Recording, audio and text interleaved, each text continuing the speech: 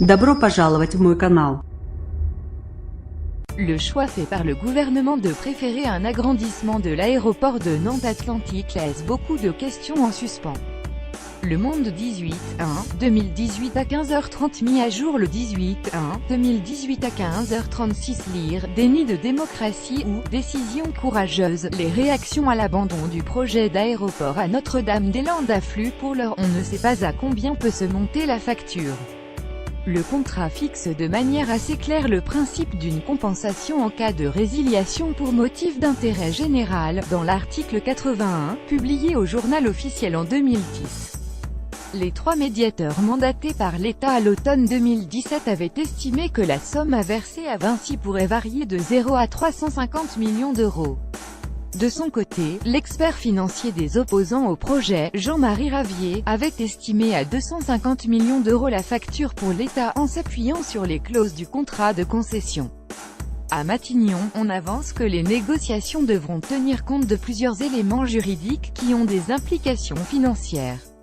S'agit-il d'un cas de force majeure qui oblige à l'abandon du projet? Est-il annulé pour motif d'intérêt général? Les modalités d'entente avec Vinci détermineront la hauteur de la compensation. Ce qui est sûr, c'est que Vinci est gestionnaire des aéroports actuels de Nantes, de Rennes et de Saint-Nazaire, et que la société va probablement vouloir rester dans le jeu. L'hypothèse d'une compensation financière semble donc moins probable qu'une négociation. C'était déjà la stratégie choisie par l'État en 2014 avec la société Ecomove, après l'abandon du projet d'Ecosax. Plusieurs pistes sont envisageables pour l'État, comme l'allongement de la concession accordée à Vinci pour l'aéroport de Nantes Atlantique, qui risque d'être un enjeu de taille. Lire abandon de Notre-Dame-des-Landes. Quelle indemnisation pour Vinci? En mettant de côté ces indemnisations éventuelles avec Vinci, l'abandon du projet d'aéroport à Notre-Dame-des-Landes pourrait ne pas être si coûteux pour l'État. Les subventions prévues pour la construction de la tour de contrôle et le raccordement routier à l'aéroport étaient évaluées à 85 millions d'euros pour l'État. Les collectivités locales avaient en outre accepté de contribuer à hauteur de 225 millions d'euros le financement du tramway censé desservir le site. Reste à savoir ce que coûtera le réaménagement de l'autre aéroport nantais. Édouard de Philippe a annoncé que, dans des délais rapides, l'aérogare de Nantes Atlantique allait être modernisée et que les abords de piste seraient aménagés afin d'accueillir plus de passagers. On ignore toutefois les détails exacts de ce calendrier gouvernemental. Dans un second temps, la piste d'atterrissage de l'actuel aéroport nantais devrait être allongée, afin qu'il puisse accueillir 9 millions de passagers par an à l'horizon 2040, tout en diminuant les nuisances sonores, selon le Premier ministre. Si cela n'est techniquement pas possible, ces nuisances feront l'objet de compensations exemplaires, a-t-il promis aux riverains.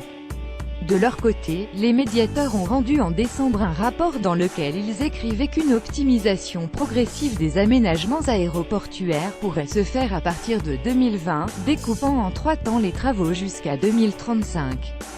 Lire abandon de Notre-Dame-des-Landes. Quelle indemnisation pour Vinci? Les chiffres sont à prendre avec des pincettes, tant rien de précis n'a été évoqué dans ce dossier. Les opposants à NDDN l'estiment ainsi à 45 millions d'euros le coût d'un réaménagement de la plateforme existante. Les défenseurs de Notre-Dame-des-Landes estiment que ce projet pourrait coûter jusqu'à 340 millions d'euros. Selon les médiateurs, la comparaison financière entre les deux options pour l'État et les collectivités fait apparaître un écart de l'ordre de 250 millions à 350 millions d'euros en faveur de l'option de Nantes Atlantique, hors prise en compte d'une éventuelle indemnisation du titulaire du contrat de concession, le cas échéant. Pour financer l'aéroport actuel de Nantes, l'État devrait pouvoir s'appuyer sur environ 100 millions d'euros récoltés depuis 7 ans par l'aviation civile, au titre des taxes réévaluées à la hausse pour financer Notre-Dame-des-Landes. Tout dépendra ensuite de l'importance du réaménagement, des études préparatoires concernant notamment l'allongement de la piste, du temps nécessaire de travaux et de fermeture de l'aéroport. L'agrandissement de Nantes Atlantique avait ainsi longtemps été écarté des options envisagées en raison notamment de la présence d'une zone naturelle protégée à proximité. Avant le réaménagement, l'État devra dire si Vinci conserve la concession de Nantes Atlantique, ou s'il lance un nouvel appel d'offres, comme il l'a fait récemment à Toulouse et Nice. Une chose est sûre, les négociations risquent de durer. Le Premier ministre a bien annoncé que l'aéroport de Rennes fera aussi l'objet d'un agrandissement pour mieux répartir le trafic aérien en Bretagne si la région le souhaite, a ajouté Édouard Philippe. Ce dernier a par ailleurs précisé vouloir travailler sur la complémentarité rail et air. Sans donner davantage de détails, le chef du gouvernement a annoncé que les liaisons à grande vitesse qui relient la région aux aéroports de Paris seront fluidifiées et multipliées. La ministre déléguée au transport, Elisabeth Borne, a été chargée d'étudier dans un délai de 6 mois les conditions de mise en œuvre de ces différents chantiers. La zone à défendre, ZAD, installée sur les 1650 hectares du projet d'aéroport de Notre-Dame-des-Landes, est occupée depuis 2009. Lors d'un récent repérage, les autorités ont recensé 350 occupants sur le site. Les occupants illégaux devront partir d'eux-mêmes d'ici au printemps prochain, et la fin de la trêve hivernale fixée au 31 mars, a annoncé le Premier ministre mercredi. Faute de quoi les forces de l'ordre les délogeront. L'État appelle également à rendre la libre circulation sur les 3 routes qui traversent le site. Les squats qui débordent sur la route devront être évacués, les obstacles retirés, a dit Édouard Philippe.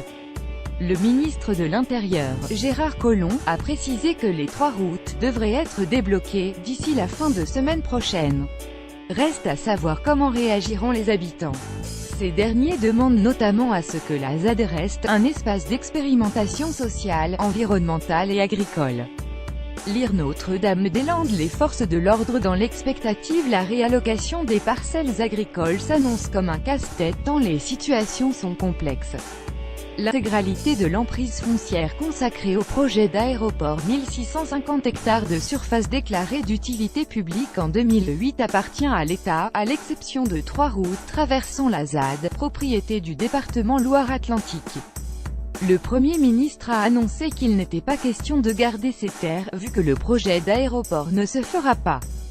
Les terres vont donc soit revenir aux agriculteurs expropriés en 2012 qui rendront l'argent touché lors de leur cession, soit seront vendues dans le cadre de projets agricoles qui restent à définir.